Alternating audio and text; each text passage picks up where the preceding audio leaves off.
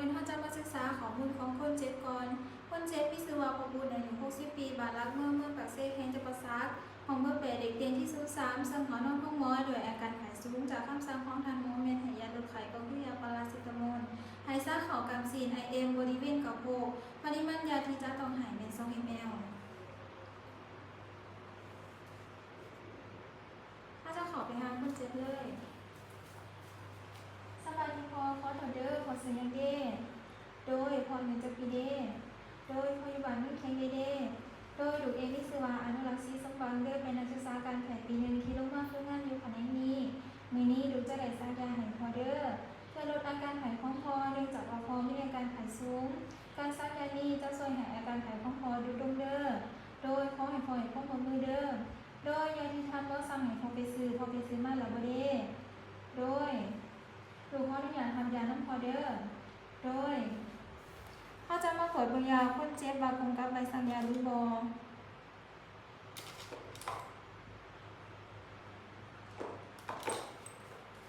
โดยพอพักคอนรอถาหา50 นาทีเด้อเดี๋ยวลูกจะกลับมาสั่งยาพอเด้อโดยหลังจากที่เขาได้ยาจากคนเจ็บแล้วเขาจะมาศึกษารายละเอียดเกี่ยวกับยาพร้อมทั้งคำนวณปริมาณยาที่จะสั่งให้คนเจ็บตามแผนการวิเคราะห์ของทานหมอแมน2 ml ล้างมือหาขั้นตอนด้วยน้ำสะอาด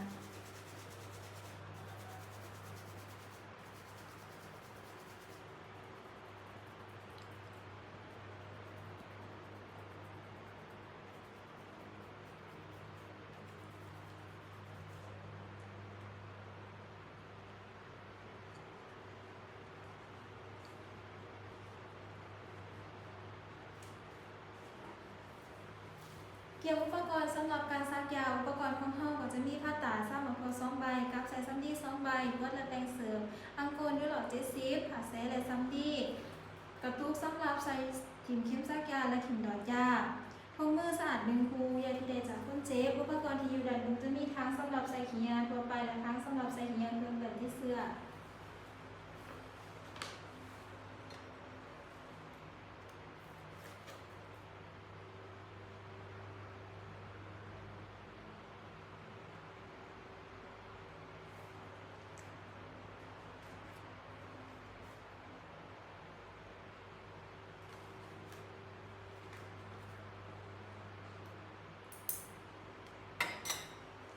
สำหรับขี้ยาเขาจะถึงรูปทั้งที่เป็นขี้ยาทั่วไปก่อนจะเผาอังโกลเขาจะเผาถึงก้อน5 ซองหยอดเพื่อขาเสื้อที่บริเวณของอังโกลเขาจะมาขวดเบิ่งยาและใบสั่งยาของทานหมออีกครั้งขวดเบิ่งยากดเบิ่งวันที่เดือนปีมดอายุการตกตะกอนการเปลี่ยนสีของหนังยากดเบิ่งแสลงกดเบิ่งขนาดกดเบิ่งวันที่เดือนปีมดอายุส้มมีการสีขาดหรือบอเข้มดูดยาวกดเส้นเดียวกันกดเบิ่งขนาดกดเบิ่งวันที่เดือนปีมดอายุการสีขาดการเปลี่ยนซูมายังสามารถใส่ได้หรือบอโดยเมื่อเก็บอุปกรณ์แล้วเราจะมาใส่ถุงมือ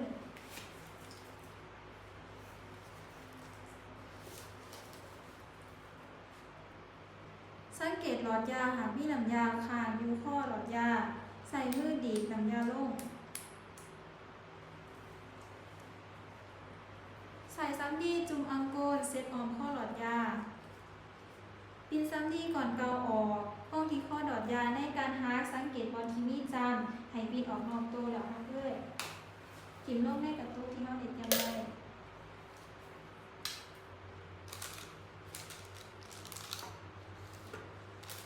ชำระสัญญาถึงตรงนี้ทางที่เป็นเนื้อของเรา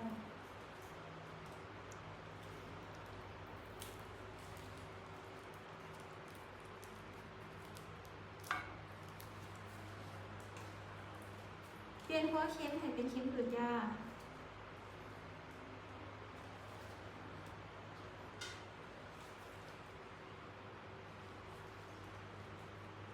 ดูดน้ำยาออกหากให้ปลายตัดของเข็มสัมผัสกับขอบนอกหลอดยาได้ขาด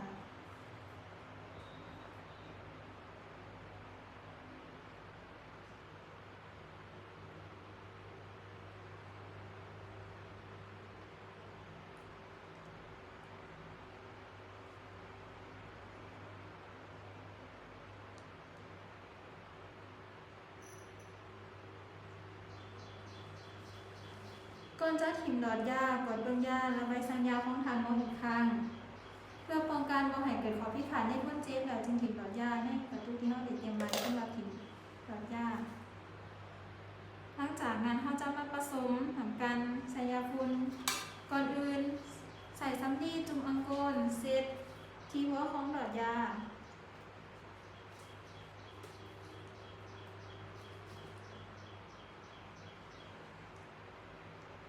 ฉีดน้ำก้านเข้าไปแล้วผสมยาสั่งกดยาเพื่อให้ยามีความเข้มข้นเสมอกันสังเกตสีของน้ำยาว่าแดดแดดหรือบ่เมื่อแดดแดดเฮาจะดูดน้ำยาออกก็จะดูดใส่ซ้ำดีที่จุ่มอังโกลเซตอีกครั้ง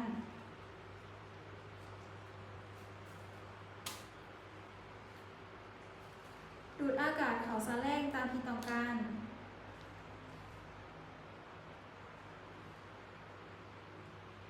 ดันอากาศเข้าไปในขวดแก้วเพื่อให้งานในการดูดน้ำยาออก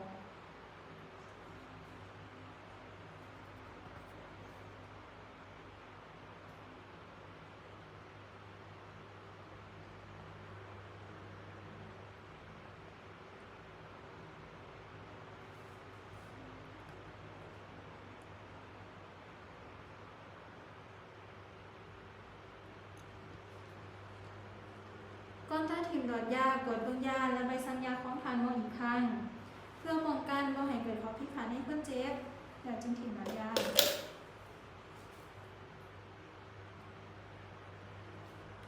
เปลี่ยนเข็มดูดยาให้เป็นเข็มซักแล้วจึงได้อากาศออก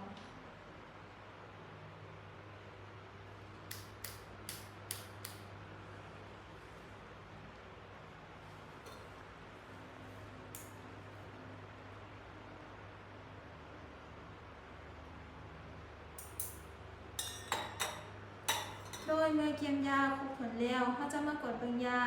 พร้อมกับคำสั่งเจ็ดถือว่าถือคนถือชนิดยาถือปริมาณถือทางถือเวลาถือการยินยอมถือต้องในการมาถือแบบนี้บ่โดยเมื่อเห็นว่าถือต้องครบผลแล้วเขาจะขอไปที่เตียงคนเจ็บเพื่อดูลมให้คนเจ็บโดยพอดูจะได้ซักยาให้พอเด้อโดยจัดสถานที่สภาพแวดล้อมปิดผากลางปิดพัดลมเปิดไฟมีแสงสว่างเพียงพอจัดทานอนเห็นคนเจ็บข้อนี้อย่างเด้อพอเด้อดูจะได้จัดทานอนเห็นพอเด้อให้พอนอนบีบเด้อโดยดูข้อนี้อย่างแก่ส่งพอลงเด็กหน่อยเด้อเพื่อที่จะได้ซักยาโดยเปิดเสาพอบริเวณที่จะซักเปิดให้กว้างพอประมาณสามารถเน้นเห็นและสามารถบัดแผลได้ชัดเจนในการซักเขาจะแบ่งขอบเขตกับโผล่ขางที่จะซักออกเป็น4ส่วนดังนี้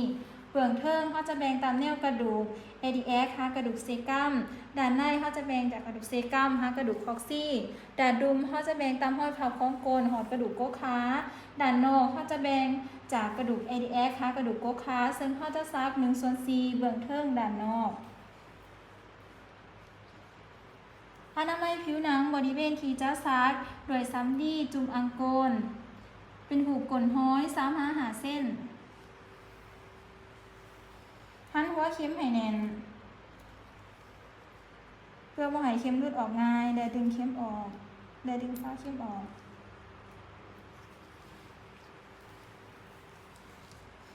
ใส่มือเบื้องที่บ่ถนัดย่าผิวหนังให้เข่งตึงและยกผิวหนังขึ้นเด็กน้อยบ่ให้มือสัมผัสกับบริเวณที่จะแทงเข็มในการซักเขาจะใส่หลักการ2 ไว้1 สาคือแทงเข็มไว้ปล่อยน้ำยาซาและถอดเข็มไว้วางเข็มให้เป็นมุม60 องศาก่อนและจังแทงเข็มลงเป็นมุม90 องศาทดสอบว่าเข็มอยู่ในเส้นเลือดหรือบ่ใส่มือเบื้องหนึ่งจับหัวเข็มไว้และอีกเบื้องหนึ่งดึงแกนสแลงขึ้นเด็กน้อยสังเกตว่ามีเลือดที่ขึ้นมาบ่ถ้าว่าบ่มีเลือดแสดงว่าเข็มบ่ได้อยู่ในเส้นเลือดของคนเจ็บโดยพอมึนบ่เด้โดยให้พอบ่เก่งเด้อเมื่อมั่นใจแล้วว่าเข็มบ่ได้อยู่ในเส้นเลือดของคนเจ็บเฮาจะค่อยๆปล่อยน้ำยาเข้าไปซ่าๆจนกว่าน้ำยาจะหมด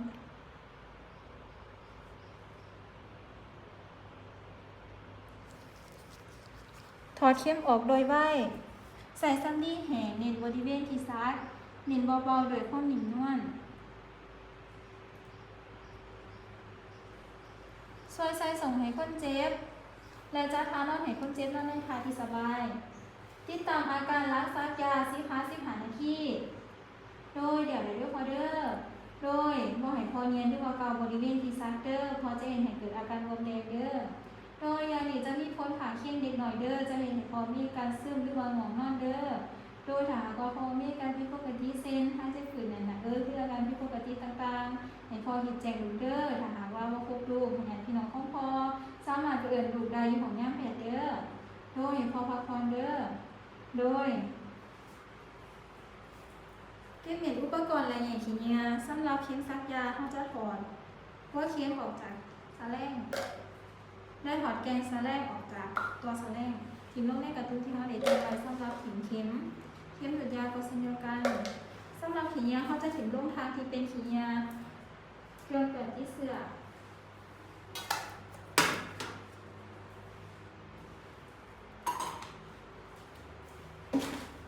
ถอดทุ่งมือถิ่มลงในทางที่เป็นขี้เนียเครื่องเกิดที่เสื้อ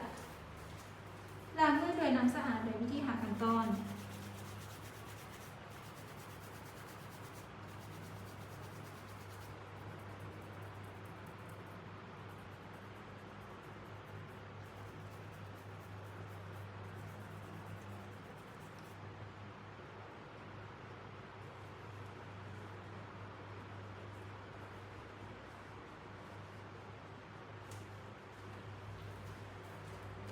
แมส